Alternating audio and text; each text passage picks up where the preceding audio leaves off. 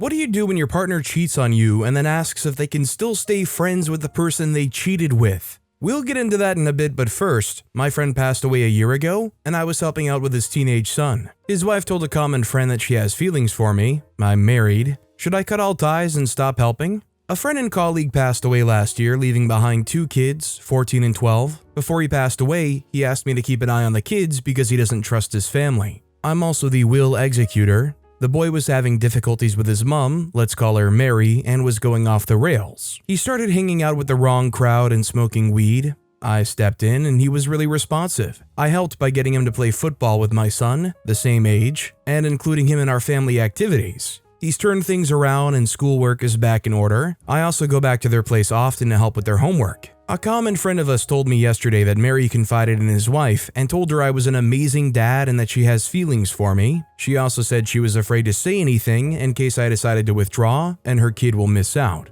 I'm married and I love my wife. I spoke with my wife and she wants me to cut all contacts. She also refused my offer to stop going to their place and only helping in our house. My friend is also upset that I broke the bro code and got him in trouble by revealing what his wife told him in private. I'm conflicted. I don't want to put stress on my relationship, but I also feel sorry for the kid and want to keep my promise to his dad. I have no feelings for Mary and she's never made me feel uncomfortable or done anything inappropriate. Should I listen to my wife? Is her demand unreasonable? I think it might be worth having an in-depth conversation. I mean, you really have to see it from where she's seeing it, which seems like you're spending a lot of time over there. Maybe too much interest in just their family in general that it seems suspicious. It might not even be cheating necessarily, more than she feels like you're prioritizing them too much over what you currently have with your family. Also, hi, I'm Steven, and if you guys enjoy tricky relationship topics, why not hit those like and subscribe buttons down below? That said, our next story is, my fiance is using all his vacation time with others this year. Advice needed. My fiance, 34-year-old male, and I, 35-year-old female, are getting married in June this year. We've been together a little over 3 years. He has 15 vacation days to use for the year, with 1 week needing to be used during Christmas, because his office closes and he won't be paid if he doesn't save 1 week for that. He chose to have a long vacation-style bachelor party that will use up about 3 days, as well as use 2 days for some dental work stuff. I had no issues with any of this until yesterday when his parents texted him that they want him to take a week vacation with them and his sister during April and that he should get his passport renewed. Now, I will say my son, 13-year-old male, and I were also invited, but they know that 1, I work for the school system, and 2, I would never take my son out of school for an entire week for a vacation. Being that I work for the school system, spring break is in March, and I told them at Christmas that if they wanted to plan something longer than a weekend, that would be the best time for us. They're both retired, and my fiance's sister has a very versatile remote job.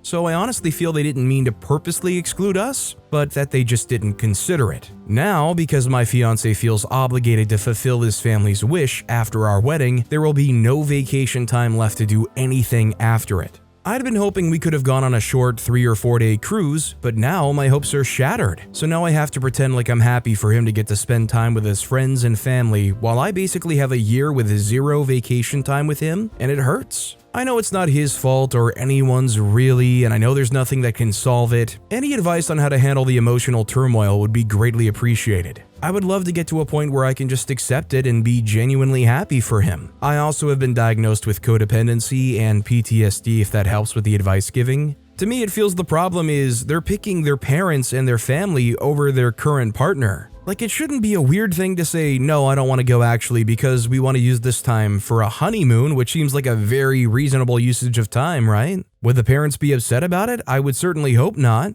Our next story is daughter going traditional. Daughter, who's 18, seems obsessed with the idea of a family of her own, marriage, and children. Admittedly, I, female 50, have not set a good example, with me and her dad fighting and other family fights may have caused it. We were never married, but now she's entirely sure she will never have children outside of marriage and that she will marry young. She wants children and a husband before 25 and has already been saving for a house of her own, etc. She began attending a new Orthodox church a year ago and has since become more and more religious. She's met a boy at church who's from a wealthy Canadian family, and he's nice but also incredibly religious, but a man of few words. He is 3 years older than her, and if I'm honest, I'm not keen on him. Her plan is she'll get a degree in midwifery, and once she's married, she'll stay at home, which I think is unfeasible with the cost of living crisis, etc. If I'm honest, I don't think she'll even end up in university. She's done barely any work for her upcoming exams. I should add, none of her siblings are the same. In fact, 2 have children outside of marriage, and none of us are religious, only baptized as babies. So it's bizarre where this has all come from, and it seems backwards. What can I do to help her with this situation? She will not see the dangers. I should also add that she's slowly cutting off contact with my side of the family. Her dad's side are distant as it is, as they're scattered worldwide, but we're mostly in the same country. I'm moving away in a year or 2 to live with one of my older children, and I think she may cut off contact with me entirely then. I mean, I think it's totally fair to say your piece, give your opinion, but ultimately, if this is a decision she wants to make, she, as an adult that can make their own decisions, can make their own decisions. I mean, could there be better reasons to finish uni besides because her husband could leave her? Yeah, I would think so, but ultimately, it is her decision, right? Don't enable bad behavior, but you should still be there for your kid. Our next story is, my friends dumped me but now want me back like nothing happened. I, 30-year-old female, had a group of friends, 30s male, 30s male, 30s female, that I hung out with, and saw nearly every other day in a major metropolitan city. We got along great, and I thought they were my best friends.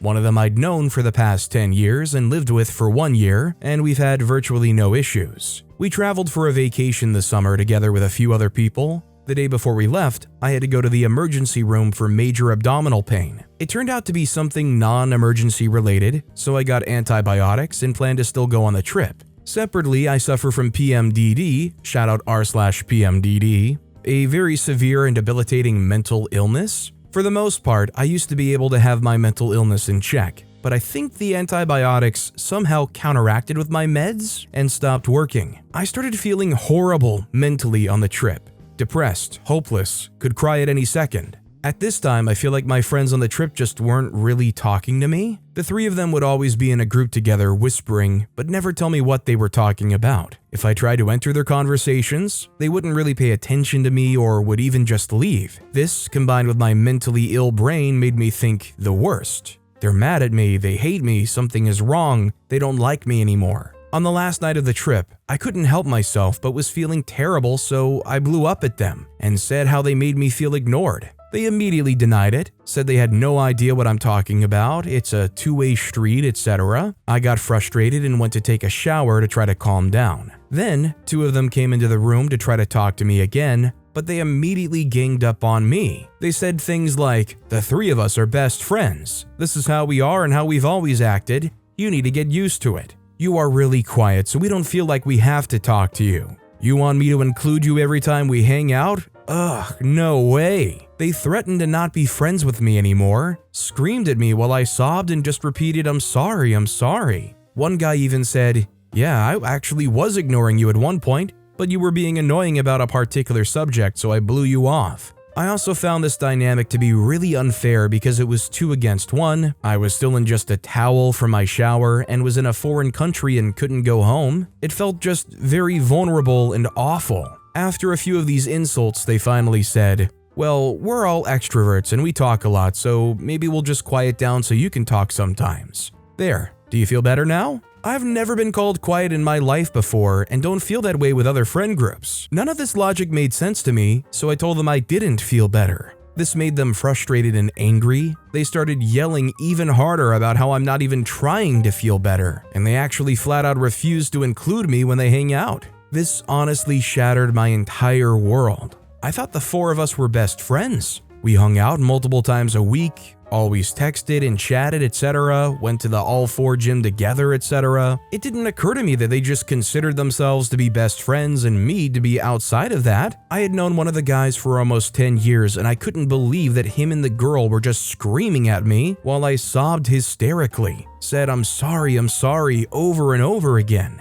I really feel like they ambushed me, and the mean way the girl spoke to me in particular made me feel verbally abused. When we all got home, maybe a day or 2 later, I asked them all to meet up with me. I apologized and completely took the blame. I was really ashamed of being so emotional due to my mental illness and really thought that since I had such a big reaction, that the situation was my fault and that they were just being defensive since I was inconsolable. I told them about my mental illness, how depressed and awful it makes me feel, and I took responsibility for how I acted. They kind of reciprocated, but I felt they still thought I was crazy and kind of gave me a, "sorry you felt that way," instead of a, "hey, sorry, it seems like we actually really hurt your feelings." But they did say that they would try to make me feel more included. They also made me promise to respect the fact that they have their own relationships amongst each other. Honestly, I really wanted them to admit that they came down on me pretty hard for bringing up my feelings, but at that time I just wanted to keep the peace and was fine with that outcome. That same weekend, no one texted me to hang out.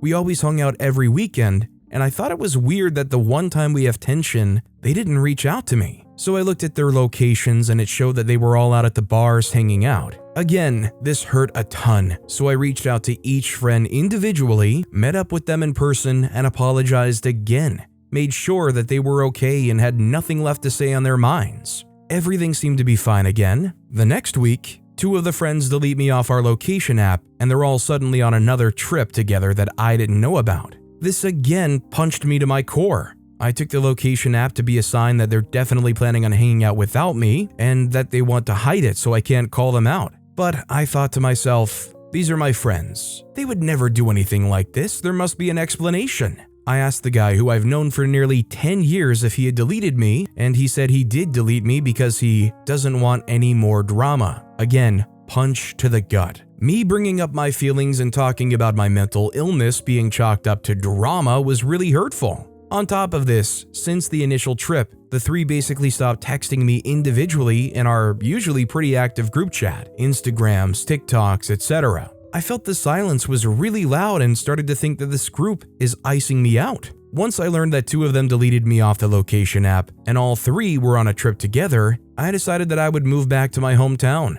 My mental illness had got even worse, my housing situation in the original city was shaky, I lost my job and went home to my parents. I also stopped trying to communicate with these friends. For my own sanity, I unfollowed them on Instagram, thinking they wouldn't notice since they stopped interacting with me on it. This all happened in the summer. It's been about 4 or 5 months since. Now, one of my friends have come to me and said, "Why are you so mad? Why did you leave? Why did you unfollow, etc." We talked on the phone for an hour and I basically recapped the above, saying that my feelings were really hurt. I didn't feel like their apology made up for their hurtful words and actions, and deleting me off the location app and going on a trip together 1 week after telling me they would include me just felt so wrong to me. He basically invalidated my entire experience again, said that deleting someone off of a location app like Find My Friends isn't a big deal, but me unfollowing them on Insta is, and they have no idea why I left or why I'm hurt.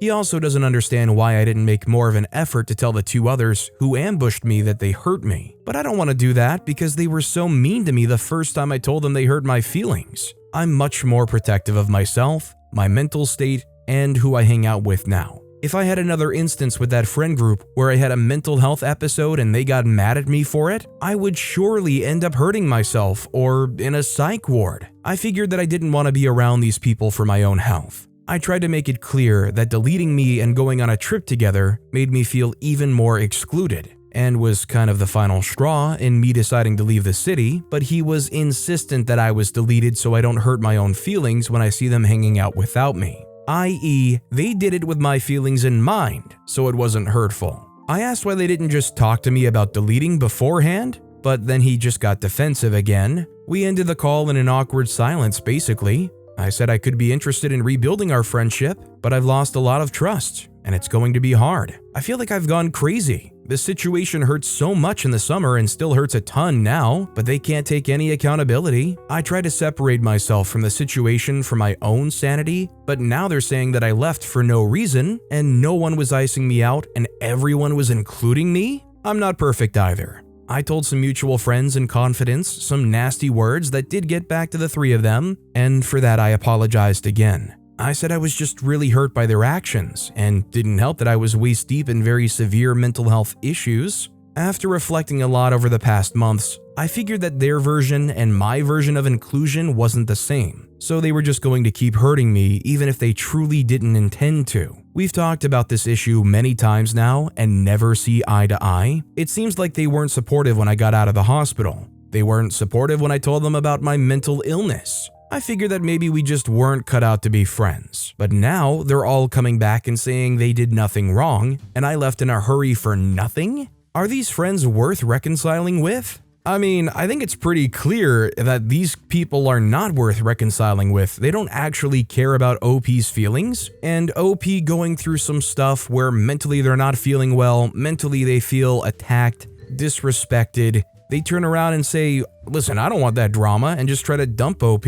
Why even entertain the idea of reconciling with these people? Our next story is, my female 24, sister 12-year-old female, is going off the rails. I, female 24, have 3 siblings, male 21, male 18, and female 12. We grew up in what I would call a pretty conventional middle-class household. I recently found my little sister's Instagram while browsing and watched her stories. Whilst I already knew my parents were having a bit of trouble with her getting in trouble at school, etc., the content of her stories really alarmed me. Her stories showed photos of her vaping. My parents are completely against this. Her with someone driving in a car filled with smoke. No idea whose car this is. Her with clothing and purses that are all stolen, heart eyes emoji. Her with a shopping cart on a bus. Her in a mall with her head bleeding. Her riding on the back of someone's dirt bike on an open road with a well-known troubled boy in our neighborhood without any protection. Her lighting a lighter in a public bathroom. A baby with what looks like a gun, probably fake but looks real. Fake guns are also illegal where we live.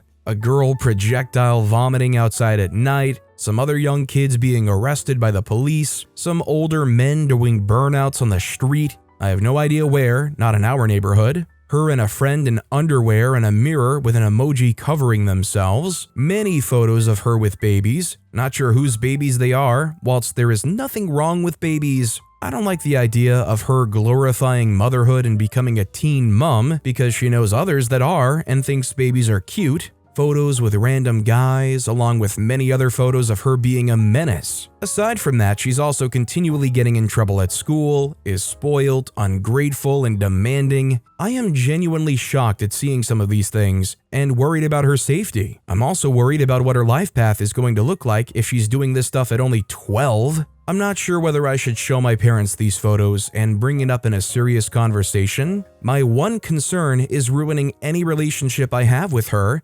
because she will get in trouble and we'll find out it was because of me. She'll also likely block me on Instagram so I wouldn't be able to keep up with what she's doing anymore. In this case, it is good being able to see what she posts because it's clear my parents don't actually know what she's doing. I mean, I think it's worth reporting this. There's probably tricks to get around getting blocked, like some people say, oh, well, make a fake account. Block her on your main account so she can't block all of your other accounts as well. Needless to say, this kind of behavior from a 12-year-old should not go ignored, and OP fearing that their relationship with their 12-year-old sister is going to get blown up because of it, I don't think is a valid reason to ignore it.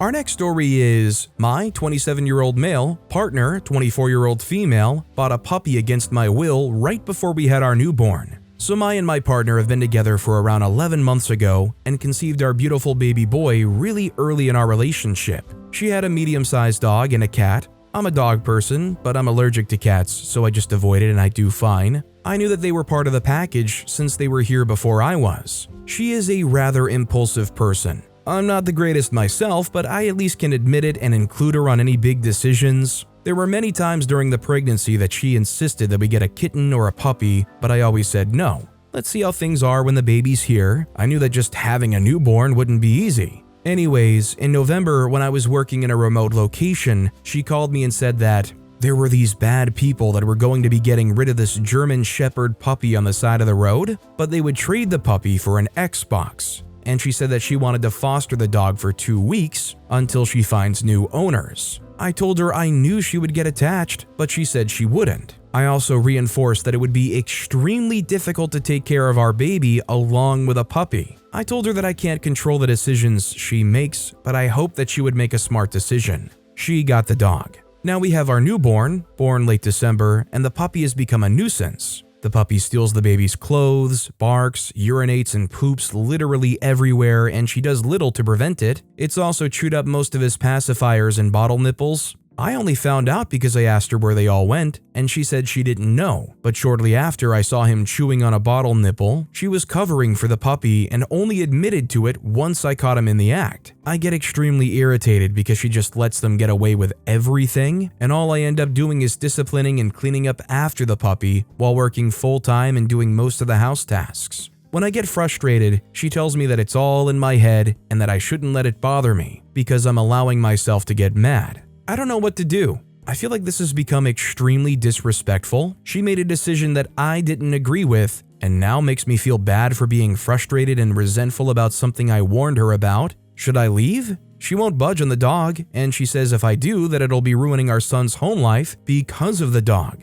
Do I just stay for my son? The thought of leaving my baby boy makes me sick to my stomach. Definitely do not abandon your kid. That's about the worst thing you could do in this situation. But it might be time, honestly, to lawyer up and just try to get a custody agreement in order if the housing situation and the day-to-day life just does not match up. But don't abandon your kid. Our next story is, girlfriend won't understand that I need to work for us to be able to live comfortably. Hi, so my girlfriend, 23-year-old female, and me, 28-year-old male, have been together 2 months shy of 3 years. We have 2 wonderful children together, and I adore them to pieces. Just recently, my girlfriend seems to want me to take time off work repetitively to help look after the children with her. I understand 2 under 2 is hard for her, and I completely empathize with how hard it can be. However, she's on a basic maternity pay with no bonuses, and I'm not on the best wage around. Doing the bare minimum hours I do at work just about sees us through in regards to rent, car expenses, etc. She seems to fail to understand that if I don't go to work, then all these luxuries we have